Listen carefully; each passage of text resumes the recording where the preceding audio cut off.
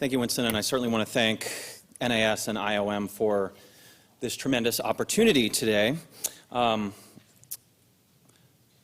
Winston mentioned, I am the executive director of Log Cabin Republicans, and we represent gay Republicans and straight Republican allies of equal rights for gays and lesbian Americans.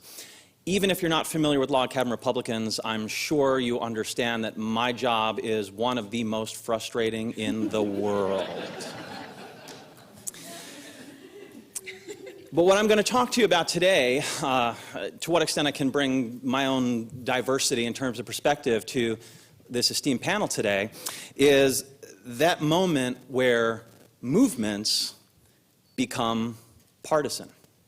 I know that a lot of people in this room are probably representing and leading 501c3 organizations, and of course you're prohibited from engaging in overt political action and pursuing specific legislative priorities. But certainly there's a movement there's a moment in any movement where the need to engage on a political level, whether it is through a 501c4 organization or a 501c4 sister organization or allies and people who you might be on coalitions with, becomes necessary. And so I wanted to start by telling everyone a little bit about the history of Log Cabin Republicans in a nutshell, because I know the green light is still looking at me, so I know I'm still okay. We were founded in 1977 as a group of gay Republicans in California, right here in California, who supported a gentleman by the name of Ronald Reagan, who had been governor of California, who was looking to run for president of the United States again, and who came out in opposition to something called Proposition 6. It was a referendum not unlike Proposition 8. It was otherwise known as the Briggs Initiative, which would have made it illegal for openly gay individuals to be teachers in California public schools. It was like don't ask, don't tell for California public schools. It was going to pass by a margin of 2-1. And Ronald Reagan, at tremendous political risk, keep in mind this man wanted to run for president of the United States, came out against the Briggs Initiative. And instead of passing by 2-1, it failed 2-1. And so in order to support Ronald Reagan and pay homage to the history that the Republican Party has in everything from emancipation to suffrage to the civil rights movement, the name Log Cabin Republicans was chosen as a not-so-subtle tip of the stovepipe hat of Abraham Lincoln, country's first Republican president. Now, Log Cabin Republicans, over the years, since 1977, has federated. We have a national office in Washington, D.C. that I head. We also have 38 chapters in 24 states around the country, chapters all around California. California tends to be one of our strongest states still. And we have our 501c4 organization, that's Log Cabin Republicans, that is involved in engaging Republicans on issues of LGBT equality, and also to make a case as gay conservatives for other issues, whether it's things like Second Amendment protections, or in some cases, I think some members of this room would be interested to know, we're the only gay and lesbian organization that is part of the Obamacare repeal coalition. We are opposed to Obamacare. We think there are better solutions to health care. And as you might imagine, this is something that's important to point out, that we are a part of the Obamacare repeal coalition in a room with individuals and organizations that we might not see eye to eye with on issues like marriage equality or the Employment Non-Discrimination Act, but we certainly see eye to eye on Obamacare repeal. Take it to the flip side of the coin. I came to this position as head of Log Cabin Republicans National from being the chairman of Log Cabin Republicans of New York State at a time when, for the first time to date in history, hopefully not the last, but for the first time in history of the United States, a Republican-controlled legislature passed civil marriage equality for committed same-sex couples. I was also the chairman of Log Cabin Republicans in 2009 when we had a Democratic governor, a Democratic Assembly, and a Democratic Senate. And that same vote came to the floor of the New York State Assembly and Senate, and it failed. And what happened there? Well, there was a change, of course. There was certainly a change in leadership at the head of the governorship of New York State. Your Governor Cuomo came on board, and he brought all the advocates into the room. And he said, you guys screwed up majorly in 2009 when this vote failed. And why did that vote fail? Well, a couple of things. There were advocates who were on the same side of the marriage equality issue, but they weren't communicating with each other. You had HRC going into lobbyists and saying one thing, and then Log Cabin Republicans would go inside and talk to a senator and say, wait a minute, HRC just told me something completely different.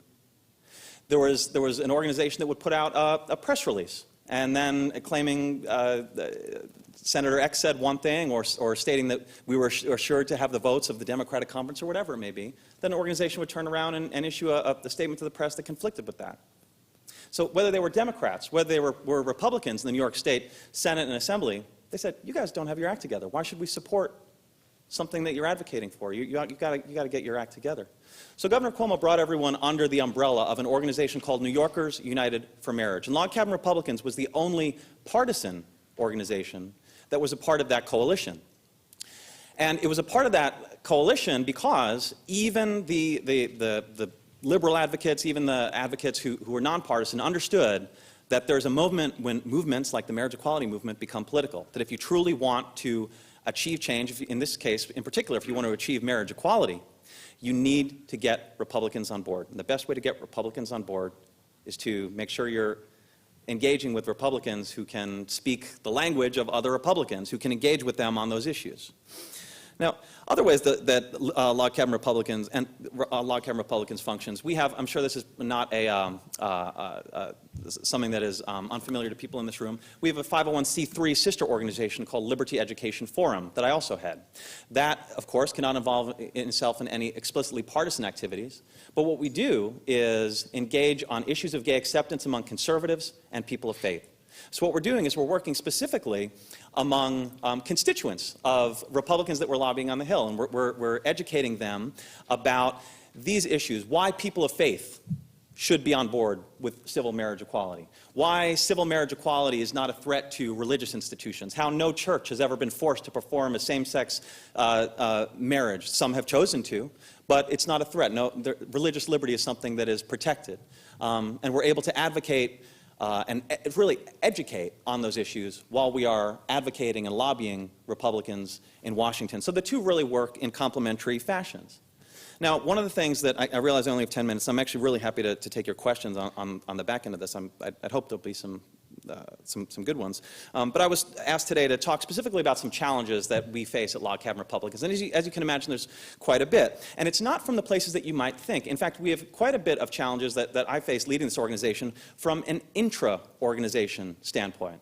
As you can imagine, Log Cabin Republicans we are all individuals. No one walks in lockstep. In fact, one of the things I'm constantly reminding Democrats is that the reason gay Republicans exist is because gay individuals, LGBT individuals, are just that. They are individuals. They think for themselves. They take different opinions on a variety of issues. And so within Log Cabin Republicans, we have gay Republicans.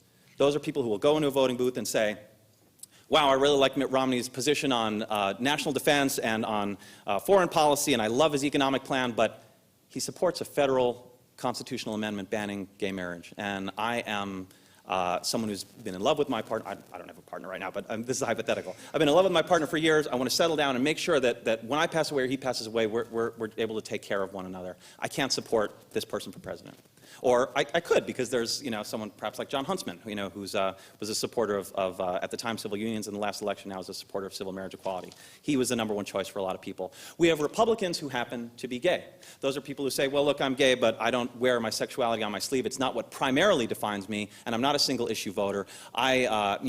Civil marriage equality is something that's important to me, but right now, I lost my health care plan because of Obamacare. My house is in danger of being foreclosed on, and I haven't had a job in the last 8 months, and I have no prospects on the horizon. I think that Mitt Romney would be a better choice than Barack Obama for president of the United States. That's the first thing they're thinking of. We also have another group in Log Cabin Republicans that is what I call out-and-out libertarians. They think the government should be out of everyone's lives and out of everything. Government should not be involved in marriage. They also should not be making any statements on employment protections for LGBT individuals. That's something that should be left up entirely to the private sector. And also, by the way, we should legalize marijuana and the whole litany of things that come with being a libertarian, right? And as you can imagine, when we take policy positions, sometimes, in fact, inevitably, anytime we take a specific policy stance, we are excluding one of those three legs of the stool.